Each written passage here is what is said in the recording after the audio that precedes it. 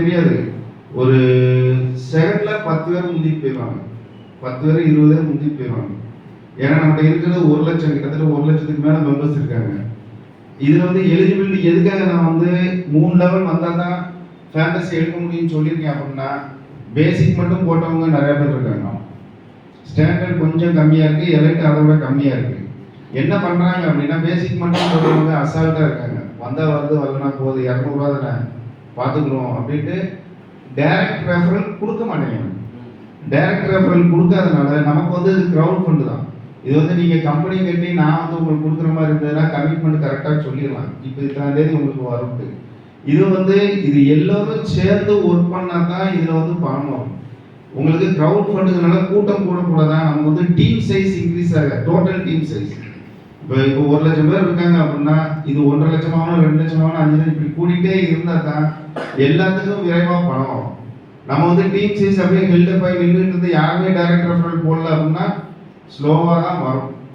அதனால தான் இந்த டீம் சைஸ் இன்க்ரீஸ் பண்ணுறதுக்காக தான் இப்போ இந்த ஃபேண்டசி கொண்டு வந்திருக்கோம். இதில் கொஞ்சம் லேட்டாக, ஏன்னா இப்போ கிட்டத்தட்ட ஒரு பாதி பேர் பணம் வந்ததுக்கப்புறம் டைரக்ட் ரெஃபரல் கொடுக்குறேன்னு வெயிட் பண்ணிட்டு இருக்காங்க. அவங்களுக்கு அந்த சீனியாரிட்டி கிடைச்சி கொஞ்சம் பணம் வர ஆரம்பிச்சிச்சு அப்படின்னா, அவங்களும் ஒர்க் பண்ண ஆரம்பிச்சிட்டாங்க அப்படின்னா இம்மிடியட்டாக டோட்டலாக எல்லா பிளானும் ஃபாஸ்ட்டாக போகும். அப்போ ஃபேண்டசி எடுக்கணும் அப்படின்னா 3 பிளானும் எடுத்தால் தான் ஃபேண்டசி எடுக்க முடியும். பட் ஃபஸ்ட்டு போன வருஷம் 11 மாதத்துக்கு முன்னாடி சேர்ந்தவங்களும் எடுக்கலாம், இன்னைக்கு சேர்ந்தவங்களும் எடுக்கலாம், நாளைக்கு புதுசாக சேர போகிறவங்களும் எடுக்கலாம் ஃபேண்டசி. பட் 3 பிளானும் ஆக்டிவாக இருக்கணும்.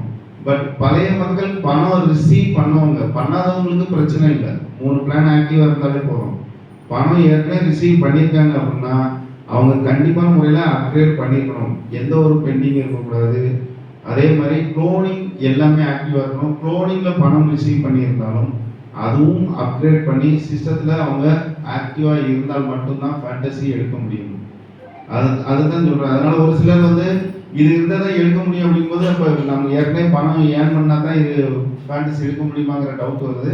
அப்படி கிடையாது, யாருனாலும் எடுக்கலாம். பணம் ரிசீவ் பண்ணவங்க ஃபுல் அண்ட் ஃபுல் அப்கிரேட் பண்ணி வச்சுக்கணும். ரிசீவ் பண்ணாதவங்களுக்கு பிரச்சனை இல்லை. 3 பிளான் ஆக்டிவாக இருந்தால் போதும். ஓகேங்களா? வேறு எதுவும் டவுட் இருக்குங்களா இதில்?